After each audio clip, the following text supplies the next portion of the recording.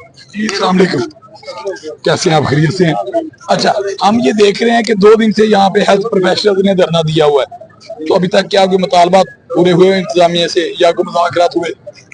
नहीं नहीं, ऐसा कुछ नहीं है। अभी गवर्नमेंट बेहिस है, बहुत ज्यादा बेहिस है। और बेहिसी ऐसे है कि ये तो आदी हो चुकी है। इन्होंने बहुत बड़े बड़े धरने देख लिए हुए हैं, ये हमें भी पॉलिटिकल जमात समझ, ठीक है, जबकि हम वो लोग हैं। मुतालबा क्या है? मुतालबा जरा बताएंगे।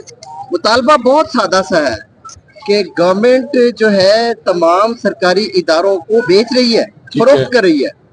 और इसको फरोख्त करने का मतलब क्या है? इसको फरोख्त करने का मतलब ये है कि अवामुन नास को सेहत की और तालीम की सहूलत से महरूम करना, इसके अलावा उनका कोई मकसद नहीं है। क्यों? ये रियासत की जिम्मेदारी है बेसिकली। अभी ये जो लोग बैठे हुए हैं ये सारे पंजाब से हैं, जो सिर्फ लाहौर से हैं? ना, पूरे पंजाब से, पूरे पंजाब से। और यकीन मानिए आप, इस धरने में पूरे पाकिस्तान से लोगों की जो है आसें उम्मीदें लगी हुई हैं, क्योंकि ये पॉलिसी है, पॉलिसी मैटर है गवर्नमेंट का। गवर्नमेंट अपनी पॉलिसी मैटर में ये लिख चुकी है कि उनसे जो राइट साइजिंग के नाम पर, डाउन साइजिंग के नाम पर ऐसे ऐसे खूबसूरत लफ्ज मुतारिफ करवा रही है, आउटसोर्सिंग के नाम पर। अभी ये धरना आपका कंटिन्यू है?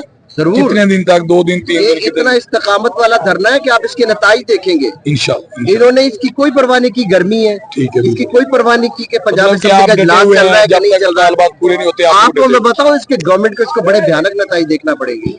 इस वक्त आपको मालूम होना चाहिए, अगर पाकिस्तान में फॉरेन प्लेयर्स यहाँ पर आए हुए हैं, उनको सिक्योरिटी थ्रेट हो सकता है। जिस जगह पर हम बैठे हुए हैं इस वक्त, यहाँ से अगर मूव कर गया ये धरना, मूव करके अगर prime minister house, sorry CM house की तरफ अगर टर्न ओवर हो गया, तो इसके बहुत बड़े नतीजे आप सोच रहे हैं कि धरना आगे जा सकता है। यकीनन होगा ऐसा, चले, क्योंकि लोगों से आपने रोजी रोटी का हाथ छीन लिया हुआ है। बहुत शुक्रिया, थैंक यू।